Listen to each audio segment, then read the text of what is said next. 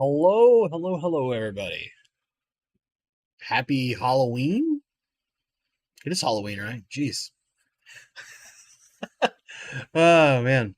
I, I I've been running all over the place today. I was trying to get Shantoto. We're trying to keep her out. No barking out the window. Please don't. You wanna come here?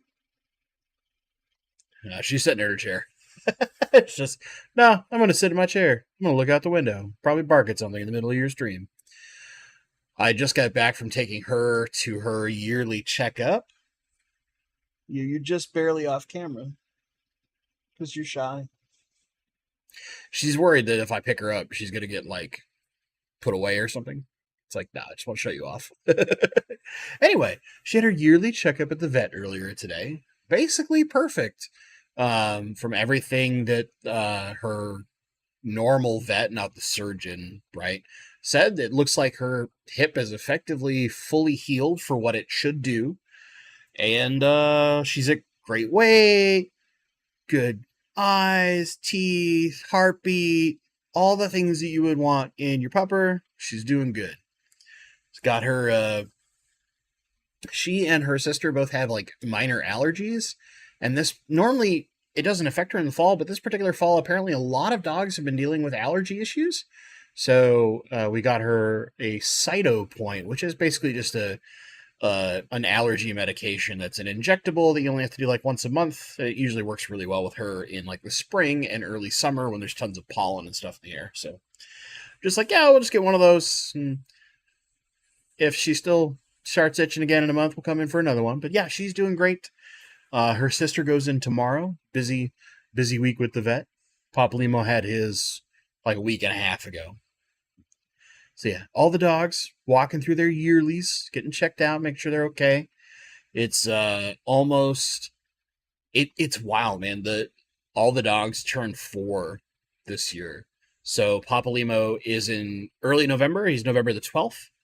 And then both the girls were December 20th. So like in about a month, right? Between the two, but they're all turning 4. And it just doesn't seem like I've had them that long.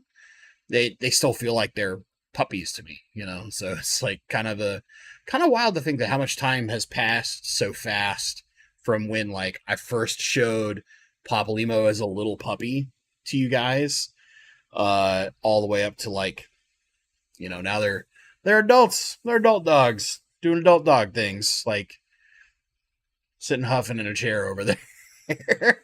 I might have to at some point get like a dog cam if she's like reliably sitting in her chair over here. We'll see about that, but that would require some weird rigging, I'm sure, and her not to knock it over because she would probably knock it over. Oh, okay. So just wait till they're ready to go off to puppy college. Well, Pop Limo kind of did. He said enough. He did a number of training, and then like pandemic stuff happened, and all those things shut down. So the girls didn't get to go to like obedience training where he did. So it's interesting because Shantoto, right? She loves greeting other dogs, but she's super skittish around people she doesn't know. But once she knows you, she's like she loses her mind. Like an example would be when grandma comes over, my mom, right? She loses her mind for like a 5 minute window, and then we'll calm down and basically just like sit right against my mom's leg and just be like, please pet me. You're the best person in the world. And she does that with several of like some of brother-in-law James's friends that come to visit and other stuff like that. The people that she knows, she gets like crazy excited, wants to be by them.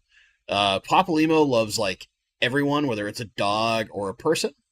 And then Lulu, really great with people, not so great with other dogs. That's like they kind of run the spectrum. Sandy, great with dogs, not so good with people. Gets a little skittish. Like she's seen the same neighbor walking almost every morning, and she's still skittish around him. It's only after her hip injury that she even let him pet her a few times. and she's starting to get a little more warmed up, but like she has seen him every day on a walk, basically put, for 3.5 years. And she's still skittish. So the funny things about dogs, right? And the 2 strips of bacon she has in the bag in her pocket has nothing to do with it, right? I mean, I wouldn't put it past my mom to do that. She's a big animal person, but yeah. My mom is one of those people who, like, all animals just love her. I've never seen an animal that did not like my mom. It's kind of crazy. She's got that kind of like Dr. Doolittle thing going on. All right, we'll get on topic now. I want to talk about collabs. So, and let me give you some, I guess, story time or preface as to why this is coming up. Other than like I've been talking with a few people to kind of schedule some of the filming and tours and stuff that I want to do after we had our kind of like what content do you guys want to see poll last week, right? And I was talking with my friend Joel, so Corvus Oskin, as you guys know, because we haven't really caught up in a while. He'd been super busy with a bunch of stuff. We caught up a little bit, and he was like, "Hey, I kind of am looking at buying some new shrimp now that I've moved for one of my tanks." It's like, "You interviewed Shrimpy Business a little while back, right?" And I'm like, "Yeah, I know Nick. He's great." And it's like, "Is there any way that we could do like a tour of his place? And I can go pick up some shrimp that I'm going to buy him. I don't want them free, but I'm going to buy shrimp. But I want to buy shrimp from him and like tour his place and talk to him and kind of interview him." And I was kind of like, "Yeah, I'll talk to him. I'm pretty sure we can figure that out." And so kind of like have been negotiating, all 3 of us getting together basically. So me, Corvus Oskin, and then Nick from Shrimpy Business, and sitting down and like talking, just kind of doing some small stuff, seeing like where his business is since we last talked to him. It's been, like 2 years since I interviewed him, I think. I talk with him every once in a while, although I realized I hadn't talked to him in like a year and a half. So when I messaged him, I was like, "Dude, it's been a long time. We need to catch up." I was kind of thinking about it. Like, there's other things like, Will from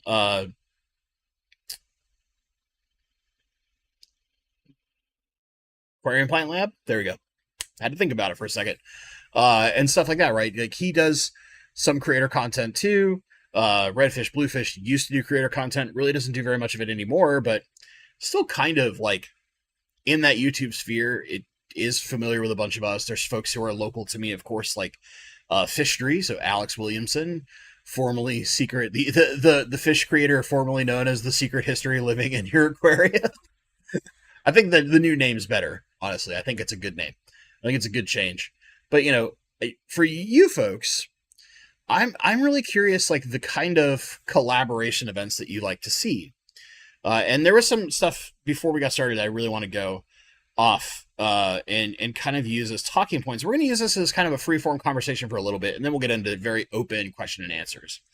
So Sid Miller had mentioned that he had first heard of me from the Aquarius podcast with Randy. So his favorite kind is just kind of like sitting down and talking kind of cross-promotional stuff. And then he also mentioned that he thinks he first saw Corey from Aquarium Co-op through KG Tropicals on a video about plants. So there's an example. Like sometimes you get introduced to creators you might not have known about or what have you through those collaboration events. Leo209 said a good collab would be 2 different mindsets on a type of fish or tank, and then give the reason why they like the one they like. So that an example of that would be like if I were to do an event with, say, Father Fish, right? And we actually talked about this when we were at Keystone Clash. It was one of the things we talked about when we talked for like 35, 45 minutes, somewhere in that range. You know how it is when you're sitting just babbling about stuff, it all just time kind of disappears and you're not really sure how long it really was. You can just kind of guess, right? But we talked about doing some kind of collaboration event together. And, one of the things we talked about is like kind of cross interviewing each other and why we take the tank setup methods we tank as far as, he does his deep sand bed. He does kind of a, maybe you might call it modified Wallstead. I mean, he talks a lot about the Wallstead method because he definitely follows it using, your dirt layer, big sand cap over the top, uh, inserting nutrient stuff inside there. I've actually got a bag of basically like Wallstead primer, starter, whatever you want to call it, from Father Fish. He gave it to me as a gift and highly encouraged me to try again. So I think I'm going to have to, right? But, there's those kind of events. I'm curious, like, I had at one point been talking to George Farmer, and then we both got super busy. So that unfortunately fell through, but I probably could ping George and try to get that going again.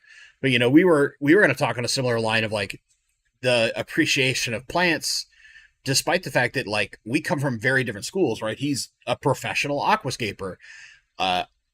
I'm terrible at aquascaping, but I really love plants.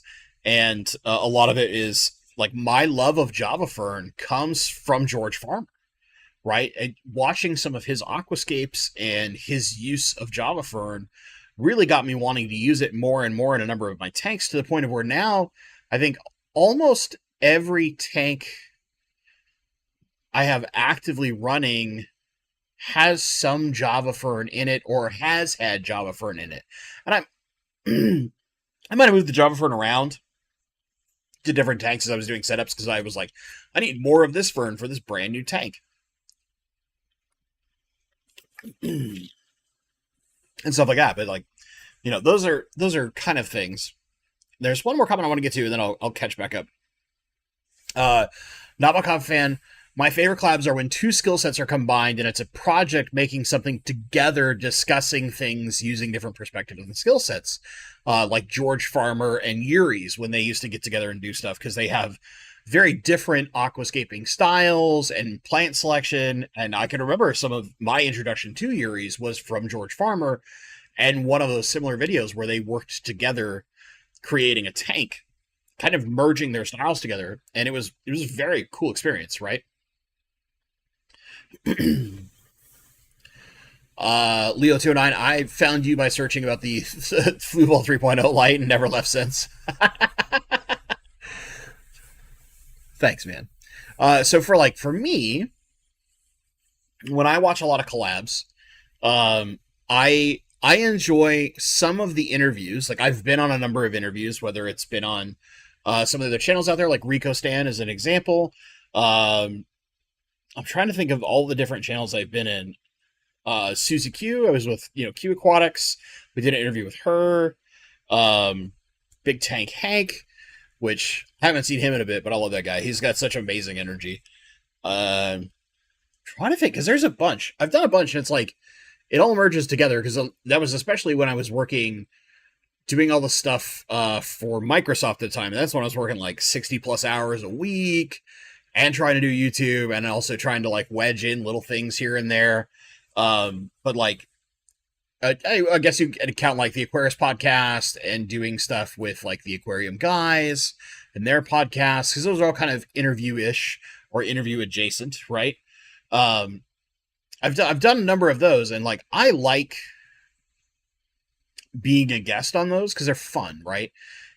I don't have to prepare or think about things. I just get to like show up and like have a conversation. And obviously, like, I never shut up. So I really, really enjoy those kinds of things. Apologies if you're seeing some buffering. Apparently my internet is having fun issues at the moment. It's starting to catch back up, though. I'm glancing over here, looking at my rates from it being angry. But yeah. Sorry about that. But, I think about like interviews and versus more collaborative content. So a recent conversation I had with a friend, I won't say what, because this might actually happen. And if it does, I want it to be a surprise. I was talking with a friend who's in the hobby and is much more artistic than I am, right? Much like my wife, way more artistic than I am, way cooler at doing very pretty things when it comes to aquariums, and had mentioned this project I have coming up, and that I've got some work I need to get done in my fish room to make it start to get it going. And that friend was like, dude, we should collab on that. And I was like, well, I kind of have this, and this planned. I don't know how well that'll fit, but I'm down if you think you can like find a way to make that work. So there's some conversations, and if you're like astute enough and you know my friends well enough, you probably could figure out who that's going to be. But we'll see. There's stuff like that. Guppy Girl mentioned that she found me after watching FishTube. Yeah, FishTube is like the first person to ever come over and like film my fish room, right? So of course, FishTube was first. Not long after that was Friday Fish Stacks. So Ron, back when he was doing stuff, and then Jimmy, Corvus Oskin, and eventually Corey, right, from Aquarium Co-op, did various tours of like my tanks, my kind of fish room, big quotation marks, because it's kind of like house. Tanks are kind of spread all over the place. But yeah, you know, that's another thing. Like that, you're talking about going all the way back to super early when my with my fish room was like part arcades, it was like I was slowly getting rid of some of my arcade games to make more room for fish tanks. That's all the way back with Alex, and like that was very early into our friendship. We had met at the Greater Seattle Aquarium Society, local club, right? And I had seen him doing stuff. I think he was like just starting to get toward 2,000 subscribers back then. And he's like 1,500 or so. And I was at like 100. Think about that, like, you know, 5, almost 6 years ago now. Kind of wild to think back to that. So appreciate you, Guppy Girl, for sticking around that long. I'm surprised you could tolerate me that long. But there's that kind of stuff. So I guess my question is, what are the more interesting things to you? And you can kind of like rank these things, or just pick, maybe we just pick a number and you're just like, this is my favorite type of collab for you folks here that are live in chat. And of course, for those in the replay squad, leave a comment. Let me know. I'm curious, like the things that you like the most about collabs. But if your favorite kind of collab is an interview, put 1 in chat. If your favorite type of collab is where you have two like of opposing viewpoints, not necessarily because you like can't stand each other, but more like your personal style. Maybe you have somebody who's a cichlid person versus a small schooling fish person, or, you know, deep sand bed versus like I only use aqua soils, whatever that might be. Those kind of like where your personal style is very different, but you're getting together to discuss the merits and disadvantages of both, right? Put a 2 in chat. If you prefer more like tour-oriented stuff, so it's like if I were to go over to, say, FishTube Alex's house and tour his place and interview it in like the style that I would interview, that would be like a 3. And then the last one is 4. And the way that I think about this is, for those of you who are big Aquarium Co-op fans, any of the videos where like you just saw Corey and Dean or Jimmy and Dean just kind of like talking, right? You know, those kind of more just like being kind of like a fly in the room where you're almost like a passive listener in a conversation about fish. I mean, they're usually some kind of topic, but it's more chilled out and conversational, things like that, right? That would be number 4. Luke Wang, I want to see more fish room critiques. Go through someone's and talk about what they like and dislike or would change about their own setups, and then your own perspective on it as well. That's really interesting. Yeah, when you're self-diagnosing kind of your own fish room, and then having a third party who's like, here's what I like about what you're doing, here's what, you know, I think could be improved, or maybe like, I'm not sure why you chose this over that. Whatever that might be, right? Jeff just gave me the full ranking. Thanks, Jeff. That's interesting. Passing wind. Point counterpoint with Dan Aykroyd and Jane Curtin. Tonight's subject: filters are or no filters. Oh man, we're gonna get back to the tail end, I guess at the tail end, but the rest of the your filter sucks versus your filter is awesome series. You guys might be very interested in some of the videos that will end that. I've got some plans, and they're coming. I'm in the process of editing the last of the Keystone Clash stuff. And actually, let's see. Okay, so here's what I'm kind of working on, and I'm curious. I'll give you guys a split decision, if you will, a split second decision on what you care about this. So I did a bunch of I filmed the entire vendor room. I did a slow walk around, which took a while. I'll have to speed it up and things like that because you guys don't want a 40-minute walk around of a vendor room as a video. That's boring. And also, I don't know that I could talk over it that long and not drive myself crazy trying to edit it. But I kind of wanted to do a video where I talk about the Keystone Clash experience, so to speak. What it's like if you weren't necessarily purely a speaker. And the things that are incredible and wonderful about that place and what makes it really special. And then having that as your background video. So it's not just my dumb mug talking at you, right? You get to see the vendor room and see some of the really cool stuff that I saw that I was both sad and happy at the same time that I didn't have room in my bags. Sad because I saw stuff I really wanted. Happy because my wallet wasn't going to be screaming, crying at me for spending tons of money. And then trying to figure out where do I put it in my tanks when I get home? But there are some people that I got their information so I can contact them later because it was you sell online and ship, right? And they're like, absolutely. And I'm like, cool. I've seen your stuff in person. Now I got to buy stuff. But I'm just curious, are you guys interested, or do you just want an experience where I don't say a word, I just have some music and kind of let you guys kind of virtually walk through the vendor room? I'll probably have it sped up unless I get to certain things that I found super interesting, and I'd slow it down to regular speed to see a particular vendor or certain fish or something like that. I'm curious whether you'd like one or the other. So basically you could just say explain the experience versus shut up.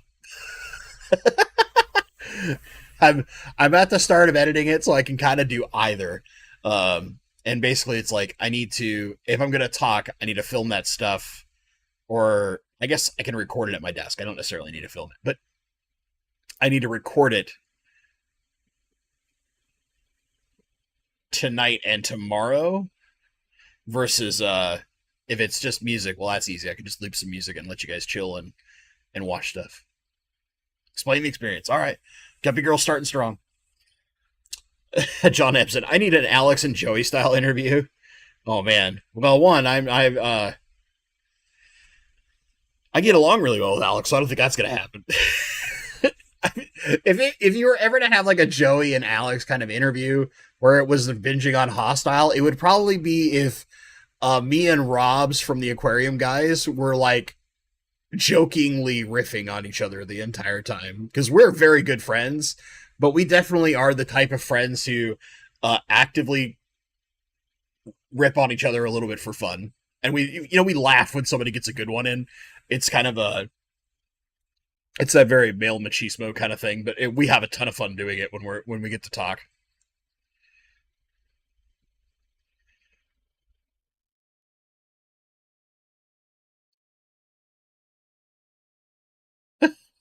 Fish room tours of exotic dancers. I was unaware that there were exotic dancers with fish rooms.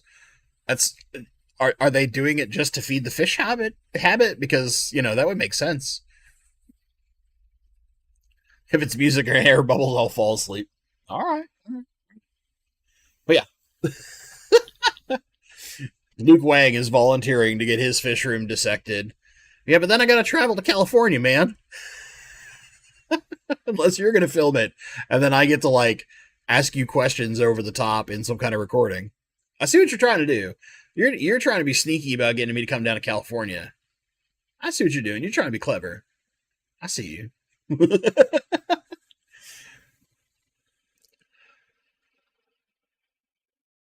Tough decision. So it's good to know that you guys like you kind of like a lot of those things, as opposed to like I only like one. Now some of you are definitely like this is the one I like, right? And some of you are kind of like yeah, I like a little this, little that, little that. Yeah, I'm still kind of okay with this one, but it's last place. It's good to know. Mud Skipper Wrestling, Adam's Electric Universe. I don't have Mud Skippers, so I would lose that instantly, right? I can't even compete. And if I were to try and put something together, it would be. I would just end up making another Rainbow Fish tank. Let's be honest. Let's be honest. The second I'd be like, yeah, Mud Skippers might be interesting, I'd start putting stuff together and I'd be like, okay, now I need all this hardscape. Well, I'm going to do that. Yeah, brackish water. Yeah, I kind of like that fresh water. It's a little easier on me. Sid Miller, I'll let you tour my fish room and I'll become an exotic dancer if you come to Australia.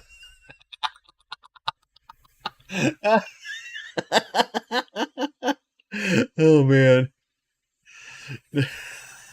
Shamu Aquariums, please come down to California. I have rainbow fish.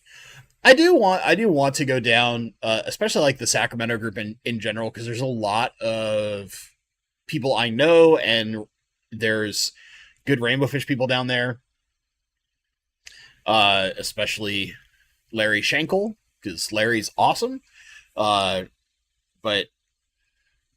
it's one of those things where like I can only travel so much in a year between cost and just make sure that everything's okay here at my house, right? So I'm really picky. I basically have like one longer travel a year that I can do, unless it's strictly work related.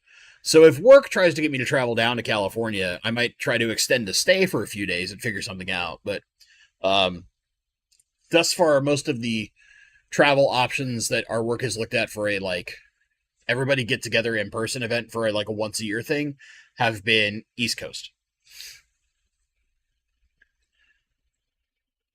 If you come to California, you got to see Orange County, but avoid Los Angeles. Yeah, I've been to LA before. I don't plan on going back.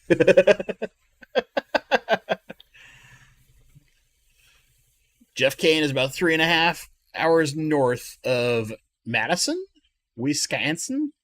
Oh, think I know who you're talking about.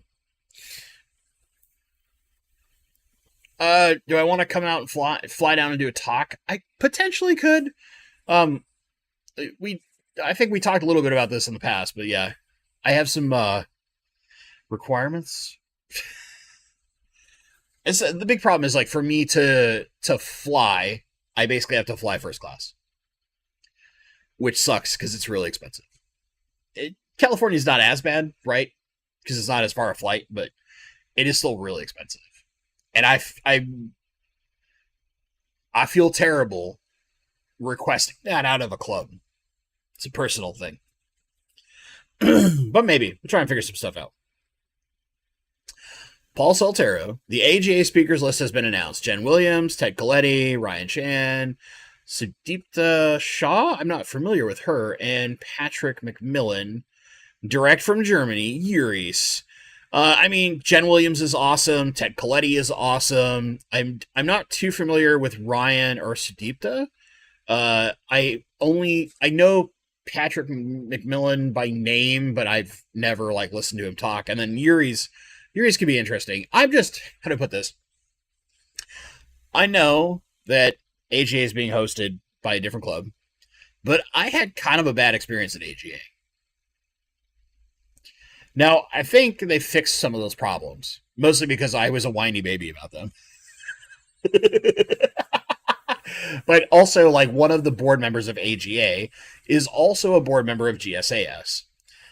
So, you know, I gave him a lot of very direct feedback, mostly because I wanted to see things go better. But I don't know. I also, like, I'm not sure AGA is the thing I want to travel to is the one thing a year. I feel like because I've been to an AGA, I want to go to something I haven't been to.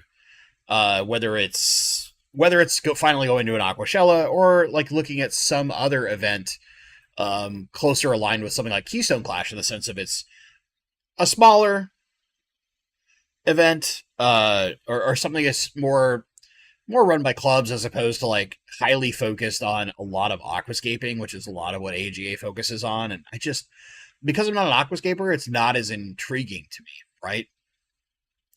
So there's that. But there are some very good speakers. Like Jen Williams is awesome. Jen is just a super cool person in general. Ted Coletti is hilarious. I got to meet him at Keystone Clash and just really, really like him. And Yuri's would be fun just to have an international speaker. We'll see. I'm still trying to figure out what I'm going to travel to next year. Hell, Luke, I see how it is. My company wasn't enough for you. There's also like, I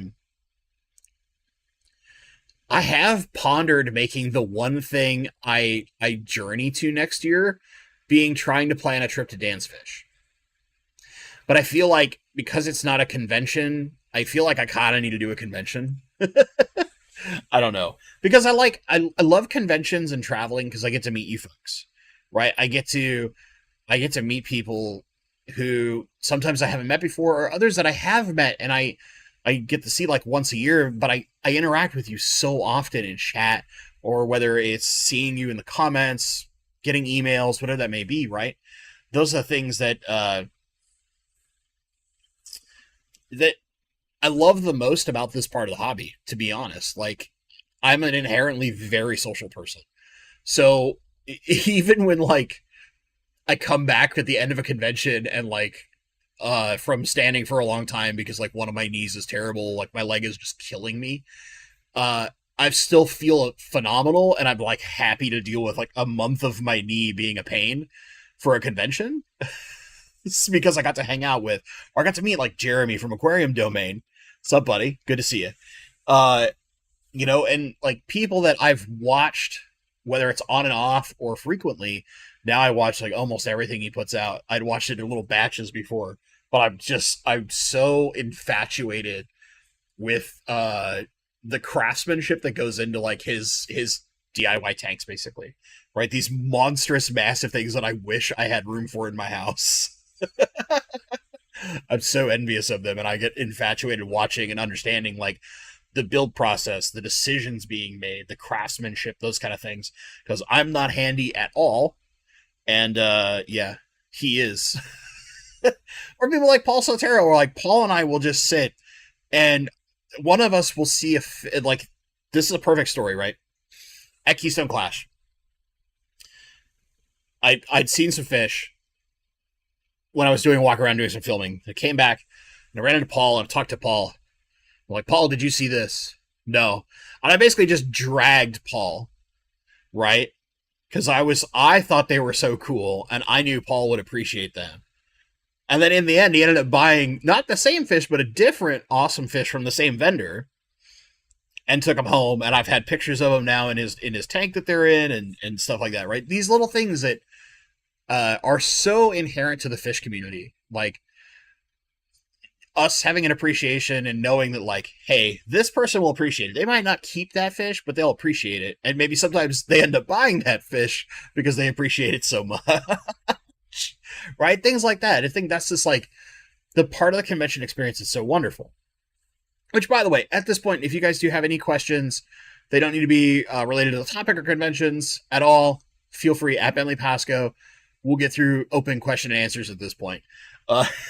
We're, as usual, we're just kind of off in La La Land. This is how live streams are. If this is your first one or your 50th, this is normal. It's okay.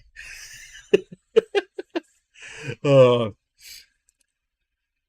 yeah, I would love to be able to go to play to something like Keystone Clash or win Triple Crown just because of the social experience, right? Every year.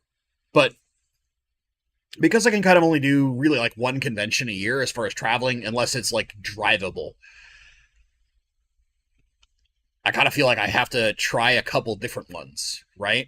Because then I have to find that thing that like, whether it's just get an understanding in person of why it's special, or the opportunity to meet people that I've not met before, who, whether you watch my channel or maybe you're like, you had no clue who the heck I was until you met me in person, whatever that may be, right?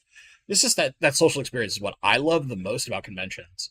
So kind of like bouncing to new ones each time makes it fun because I get to meet some new people I haven't met before in person. A great example, right? Crypt Keeper Aquatics. Small channel, really good with shrimp, super nice guy. Had never met him in person before. Got to meet him at Keystone Clash. He drove me from the airport to the hotel. So he was there to pick me up when my flight landed. Volunteered to help, volunteered to drive people around.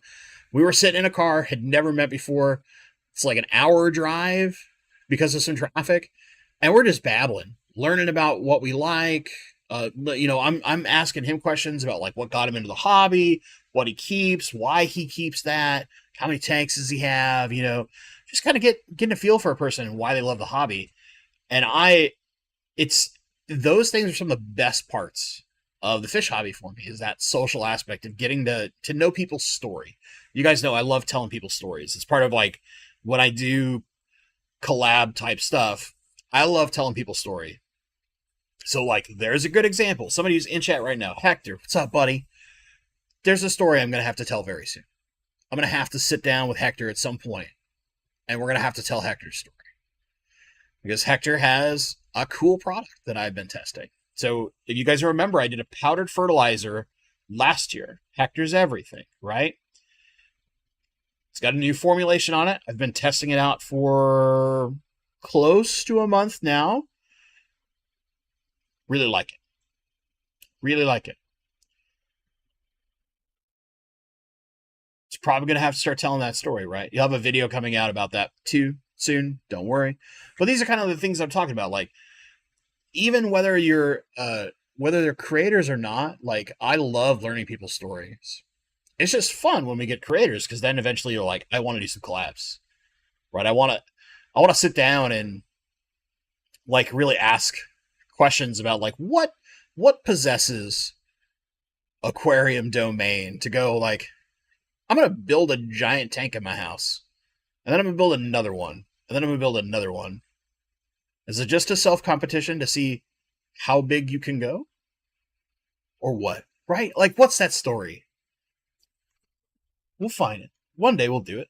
I'm sure Jeremy would be okay with me babbling at him and asking him all sorts of questions. All right, let me see here. Robert Johnston. I got 8 Atinja bosemani from Dan's Fish last year. 5 of them recently developed what I think is TB. Is it possibly caused from too much protein, or maybe the temp was too high?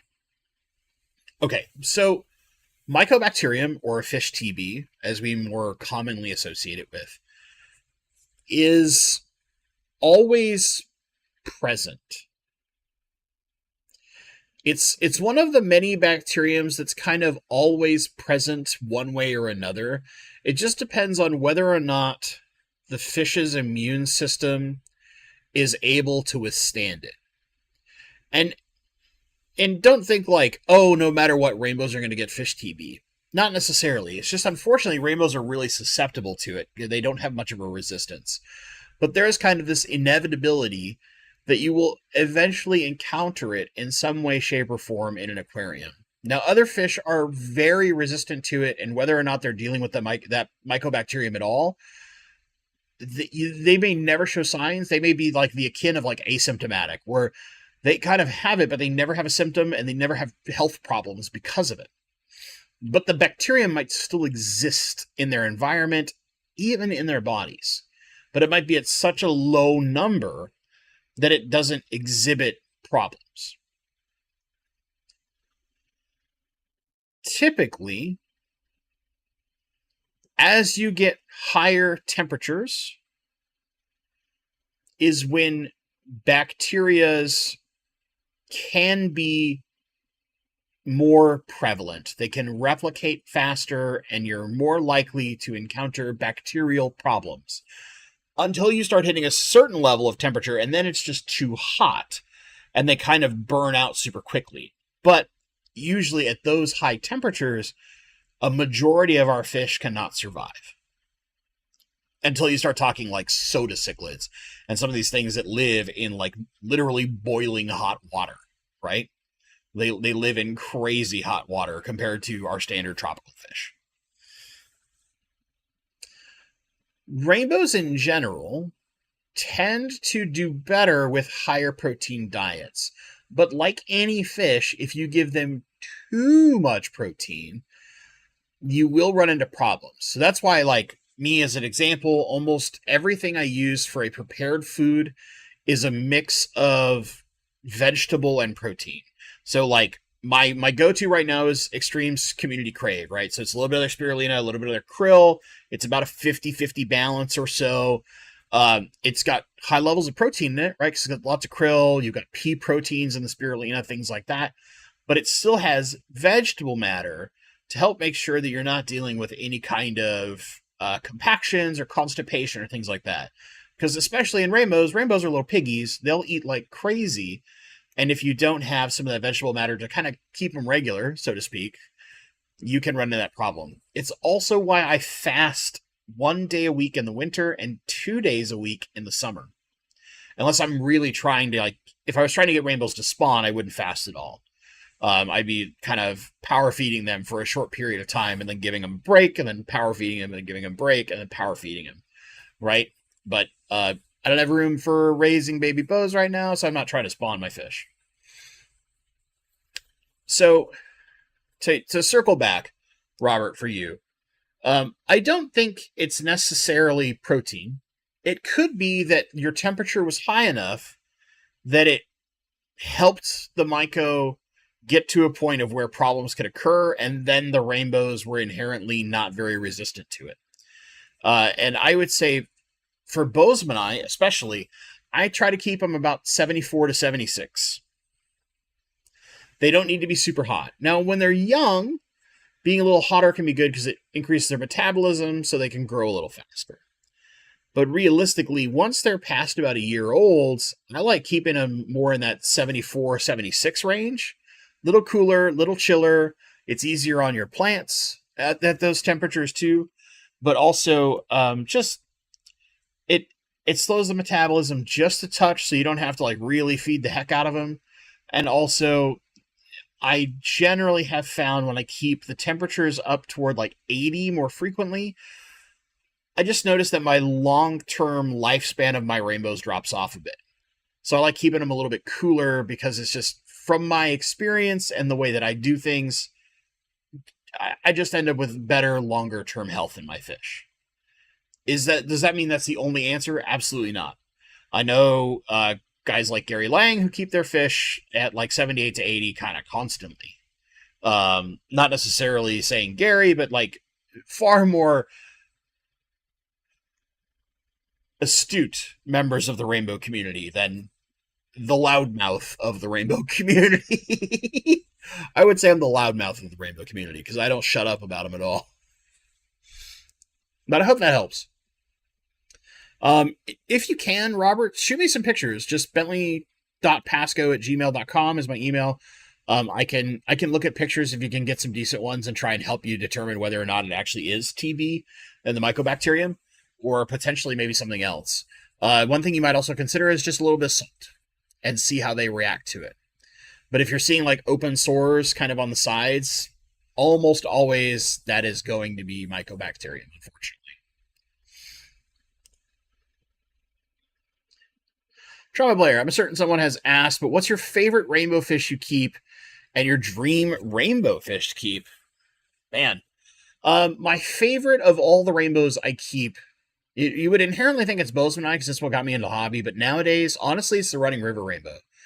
There is just something really magical about how tight they school together compared to the other rainbow fish that are out there. Most rainbows are a schooling fish, but they kind of loosely school unless they're in a panic state, and then they very tightly school around. That's not the case with running rivers. Running rivers really stay very close-knit, very tight, and they school much more like rummy-nosed tetras. And because they have that behavior, and there's some other small behaviors and differences in them, there's just something really cool about seeing that in a rainbow fish that you normally don't see. And they are unique. They have this wonderful story. So they've got a slightly more tight school behavior combined with this really cool story behind why this fish basically got saved and survived extinction by hybridization. And it's such a cool story. They're a really unassuming fish for a long period of time. Like, I think it took a full 2 years for my main males to really color all the way up. But now that they are, like, every time I sit in my fish room, there's reds and gold, these brilliant black stripes and little bits of silver in the body. And it's just, I just sit and stare at them because they're so beautiful, right? They've got little bits of like the Australian rainbow fish coloration that is really eye-catching and more modeled in the pattern. But then they've got big blotches of color similar to what you would see in like the New Guinea rainbow fish, the Papuan rainbow fish, that just that combination with that behavior and knowing their story and kind of how special they are. It's the reason I call them my crown jewel. And I think if I were forced to keep only one species, it'd probably be them. As much as I love bozemanii and they're like the icon of the rainbow fish, it might be them. Or like a better example might be if I had the option to put together a very large tank, something like 480 gallons plus, right? And I could only pick one species of rainbow and I want to do a big group of them and really have something cool, it would be running river rainbows. Because that tighter schooling in a really huge tank would be incredible to watch. Where you don't necessarily see that with bozemanii. Bozemanii have incredible color. Like they are eye-catching from long distance, right? You can't mistake this thing that looks like two different fish stapled together, right? But there is something about the behavior once you get deep enough into rainbows, when you see something a little more interesting, that really makes you go, I like that. I like that a lot. Now, the dream fish. There's two. The more realistic one to acquire is Glossolepis maculosus. I had them. I had eggs. I had fry. They made it to like 3 weeks, and I lost all of them in about 48 hours. I'm not entirely sure why. I have an educated guess, but I can't guarantee that for certain, right? I know people who have them. They're starting to get breeding stocks back in the US. We practically lost this fish. So when I can get my hands on some in the future, I'm going to be very happy about that. Because they're unique in their pattern, right? They've got these little black spots that go in a line down the center line of the fish, and then the rest of the body has a bit of yellow to it. It's a unique pattern in them, and that's what makes them cool. And also, like, Germany lost them, the US almost lost them entirely. We're not even sure if they exist in the wild anymore, so they're kind of a special fish too.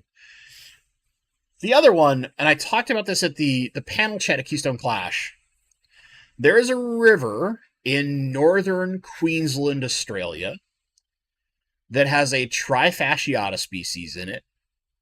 Okay? It's not in the hobby at all.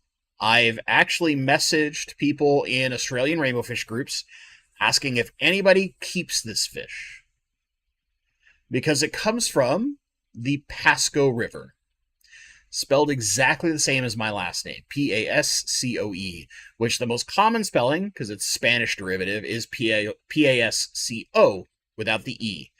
Very uncommon to have the E attached. So there's a Pascoe River that is in northern Queensland, Australia, that has a Trifasciata rainbow in it. And it's not flashy.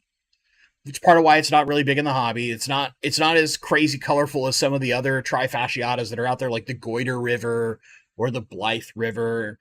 Some of the other ones that are out there are just really cool. But it's got my name. And it's basically not in the hobby. It's remote. It's hard to get to. So it inherently has this thing that makes it interesting to me. It's kind of like a bucket list fish if I ever find a way to get one.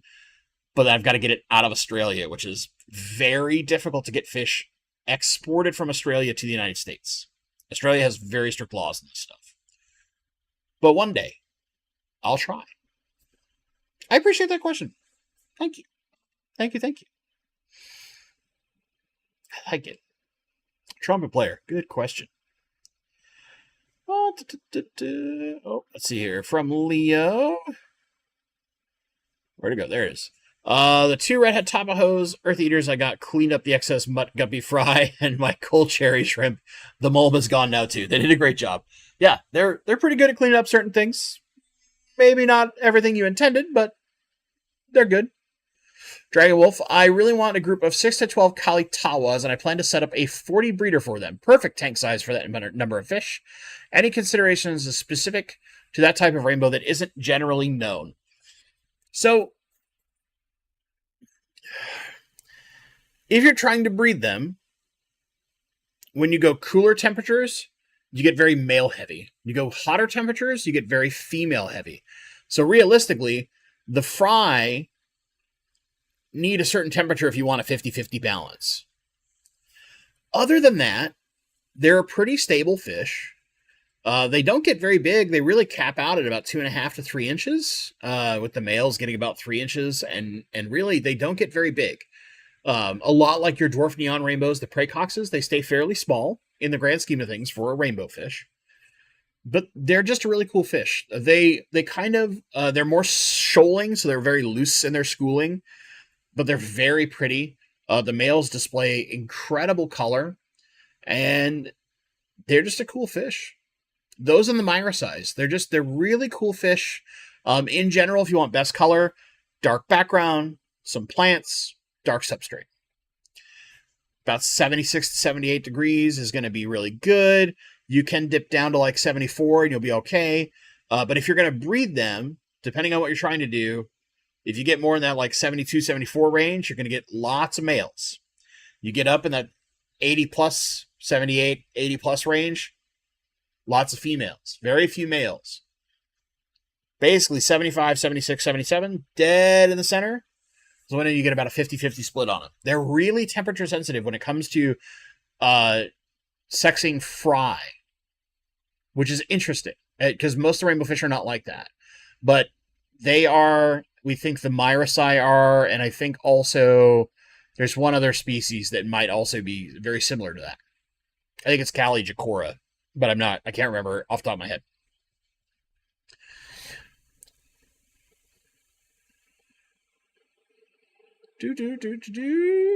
So I hope that helps. Other than that, yeah, they're pretty straightforward like most rainbows.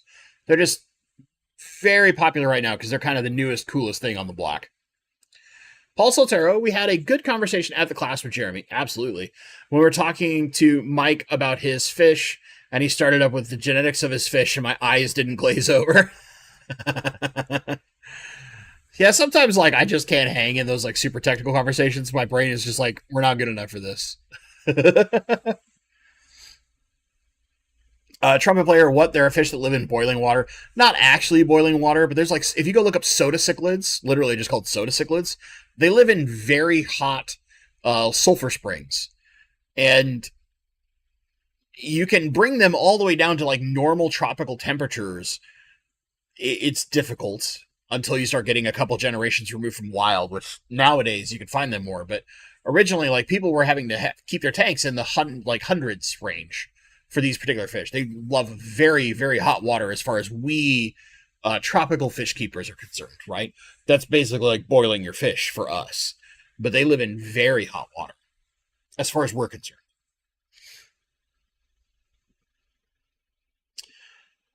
Chicken of the Sea is dealing with some columnaris, it looks like. Tanks, that's all fish weaker stress. Daphnia is great for regularity too because of the husk shells.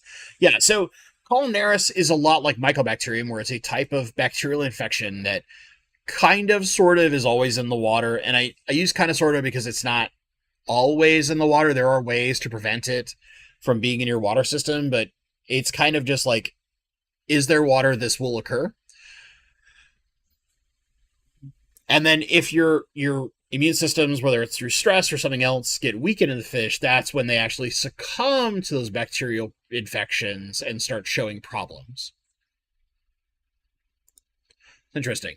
By the way, YFI, welcome to Sunamagill. Thank you for becoming a member. Really appreciate it. I know I'm deep in being buried in chat because I'm always slow because I answer way too robustly, probably than I should. Guppy Girl, if you remember, what was the name of the lady you originally bought the Hawaiian Moscows from? I think I bought some guppies from her at FishTober. Wish I got her info. No, you definitely didn't buy them from her. So her name is Leanne. So if you saw John Ebson in chat earlier, Leanne is John's mom. That's how I met John, and we've become wonderful friends since then. But Leanne lives up in the northern part of Washington. So wouldn't be at Fishtoberfest. And she kept one tank, just the tank with the guppies in it. John keeps other tanks with his fish, and he used to come over and take care of the guppies for her because she needs, I can't remember what she's gotten done, but she's had some surgery. She needed double hip and double knee replacement when I met her. And I met her through this tiny little forum called Washington Fish Box that's a part of some Washington groups, and I found out about it. I can't remember how I found out about it, but basically it's this tiny little forum that she was a member of, and she had got the guppies originally from Luke Roebuck and had bought a few extra breeding pairs over time and kept in relatively close contact with Mr. Roebuck up until he passed away. But she had gotten to a point where she couldn't take care of the fish anymore and was looking for someone to kind of take them over. I'd been looking for that particular fish. It was kind of call it fate, call it karma, very much the Ghostbusters line, right? But it was just kind of meant to be. And now I've got my colony. I keep them in the guppy mansion. I have to do some work in that tank probably this weekend, but I have to get some fish out of that tank and not guppies. But yeah, that's where mine came from, was from Leanne and John's family in general. And I check in with her every once in a while. John checks in with me pretty regularly. We talk every once in a while, see each other at some events, stuff like that. It's been good. I haven't seen Leanne in about a year now. I think that's right. John, if you're still in chat, correct me, but it may be longer. But I met her not too long ago. We said hi, and they gave me some plecos at the time, and yeah, it's good stuff. But yeah, she doesn't sell other fish. There wasn't somebody there. There are some really great guppy sellers in the Oregon Fishtoberfest area. And if you want specifically, like, say, my guppies, other than Jason of Redfish, Bluefish, if you are in the Oregon area, Daniken Aquatics also has my line of guppies and a few other really cool, rare lines of guppies, like the Schubel greens and some other cool stuff that they sell as well. So there's a couple different other good guppy people down in the Portland area, but Daniken Aquatics is one of those. So hopefully that helps. Chicken of the Sea is a school of 12-year-old Priscilla tetras. I didn't know Priscilla tetras could get 12 years old. Wow. How big are they? That's what I want to know. Shamu Aquariums, I have 5 male Bosemani, 4 female Bosemani, 2 female turquoise. What would the colors improve if I replaced the 2 turquoise with 4 more female Bosemani? Probably. It also depends on the catch location of the Bosemani, because if you have kind of like, I don't mean to be disparaging when I say this, but if you have like the generic Florida farmed Bosemani, their colors have kind of washed out to be more yellowish than like the deeper oranges and more like almost reddish orange that like the Atinjos and some of the other fancier Bosemani, like Aves Creek is another example. I feel like those monikers are not accurate, but it's the only way I can think to describe them right now. But in general, yes, if you have more females to actively court, you will probably see slightly better color and behavior. Usually, though, they don't care if it's a different species. So you might look at, like, are you using white sand or some light-colored substrate? Because then darker substrate, and if you have a black background in the tank, that helps them intensify their color more. That might be the other way that you can get better color out of your rainbow fish. Plus just diet. Like, if you give them something that's more like brine shrimp or krill, things like that have those natural, like, red and orange intensifying colors in them, it can help intensify the color through diet a little bit. Yeah. Robert Johnson, thank you. They have weird ulcers, such, and have a few build stuff in their gills. I've had them in high salt content, 20 gallon for 2 to 3 months. Interesting. The stuff in the gills is different. That's usually not something I've seen with Mycobacterium, but if they have like ulcerish looking wounds on the side, that's usually a really bad sign. Leo 209, Skull Creek or Running River? Running River all day long. For me, Running River all day long. Skull Creek is cool. They're not running rivers. However, you have to be patient because you'll get running rivers and you might not see full color for like a year and a half. Whereas Skull Creeks, you'll see their full color pretty fast. So, how patient are you? That's where the payoff comes in. If you're patient enough, Running River all day long. If you want something more like you want that color now and you want to see exactly what you want to get now, Skull Creek.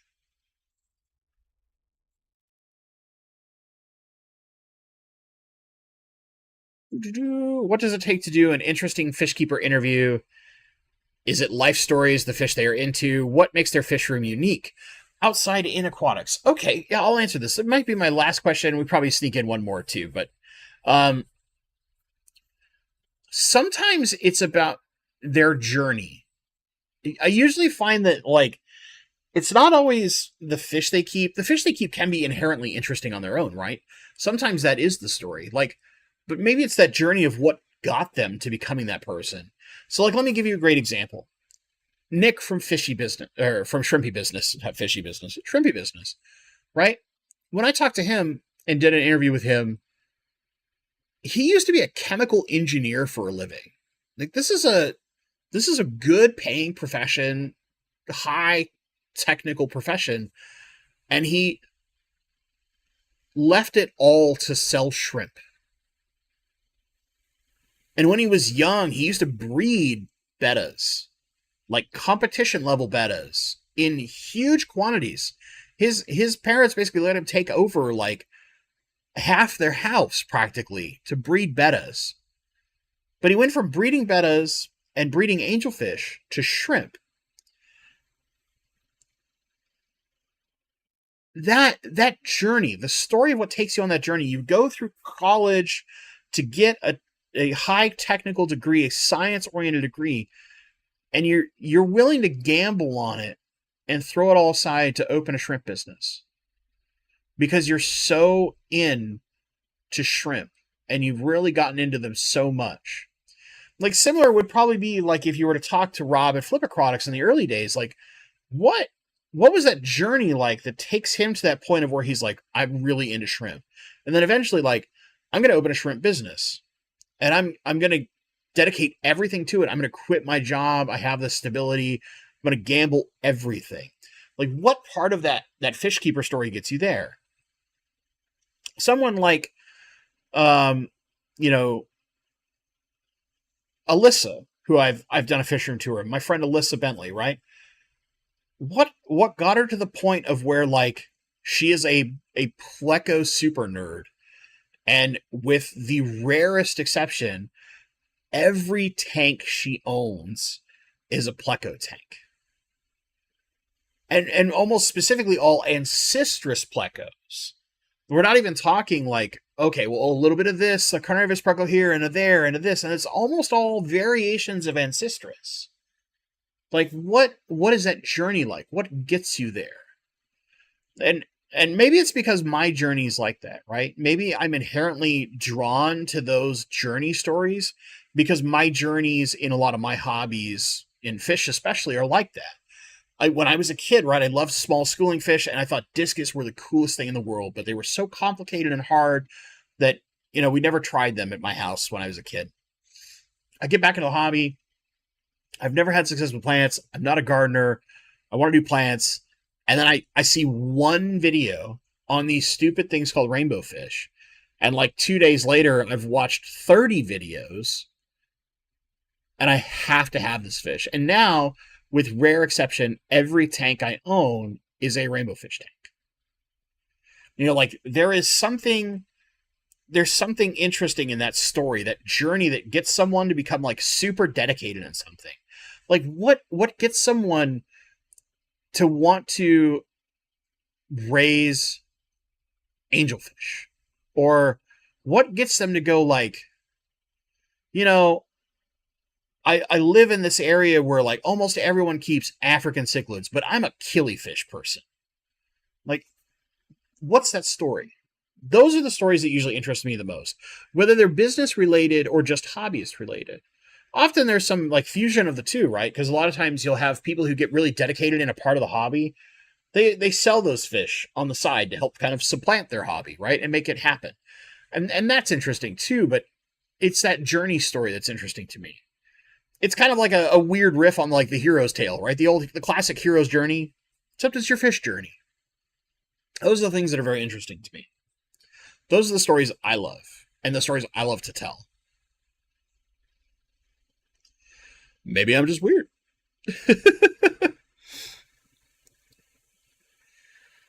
Master Photographer, good to see you, man. What's your opinion on the Green Water Labs algae treatment? I mean, it's like any of the other kind of algae treatments that are out there, right? Whether it's the like Pond Fix or any of that kind of stuff. I haven't particularly tried that specific one, just because I've gotten to a point of where I mix in enough wildlife that inherently balances out my algae issues that I usually don't need chemical treatments.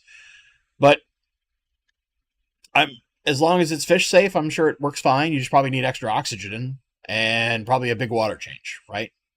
Because almost all the algae treatments are like that. How big do Running River get? About 3.5 inches tops for the biggest males. They mostly stay in that like 3-inch range. Mel, I got lucky and got some really nice guppies at my LFS in Ohio. Also amazing Pandagaras and super healthy German blue rams. I am fortunate to live within 3 local fish stores and a PetSmart, which I refuse to buy at. Hey man, some of us get lucky and we happen to be near them. And there's some people that actually have like Petcos and PetSmarts that do a good job. Or maybe it's some other like smaller chain store that does a good job. Sadly, most of them are not good, but yeah. All right. Anyway, we're way over here. DJ Guppyfish, going to listen from the beginning. Happy Halloween. Great Doggy is better. 4 is a good number. Luke Herrick. No, I think I'm going to Babe Ruth my number of dogs. Sorry, man. We're sticking with old number 3.